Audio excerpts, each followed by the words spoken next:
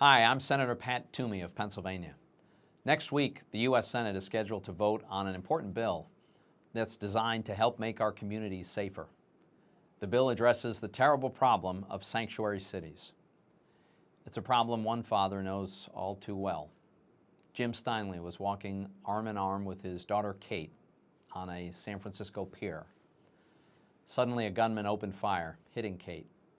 She fell into her father's arms, pleading, "Help me, Dad," as she bled to death.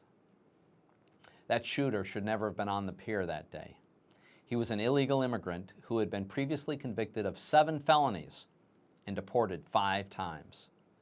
Just 3 months earlier, the Department of Homeland Security had asked San Francisco police to hold this man until they could pick him up. But San Francisco refused to cooperate and instead released the shooter. Why did they do that?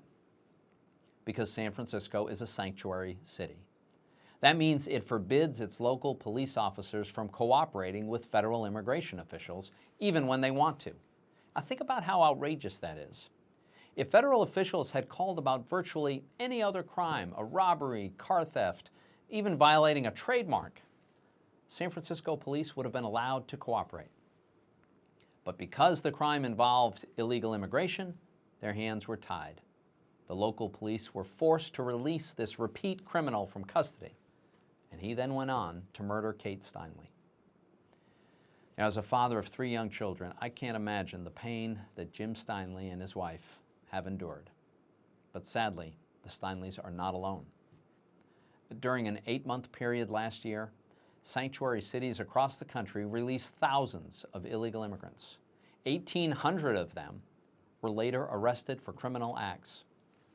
These sanctuary policies are dangerous, and they undermine enforcement of our immigration laws. Now, please understand, this issue isn't really even about immigration. It's about stopping criminals and keeping our communities safe. Like many Americans, I support immigration reforms that include opportunities for more immigrants to come to America legally. And I don't for a minute suggest that most immigrants commit crimes. In fact, the opposite is true. The vast majority of legal immigrants are great additions to America, and we should welcome them. But when illegal immigrants do commit violent crimes in our country, they've got to be arrested and deported. That's the law. And those, like the murderer of Kate Steinle, who've been deported previously because of their criminal acts, they should never be allowed back into our country. But sanctuary cities undermine all of that. They stop local police from enforcing our immigration laws. They make a mockery of even modest attempts to deal with our badly broken immigration system. Kate Steinle's murder shed light on the serious public safety risks that happen when sanctuary cities undermine law enforcement. In response, the House of Representatives passed legislation this summer with bipartisan support that would help rein in these policies. Now it's the Senate's turn. I've joined Louisiana Senator David Vitter in introducing the Stop Sanctuary Policies Act. Under this common sense legislation, sanctuary cities would lose federal funds if they maintain these dangerous policies.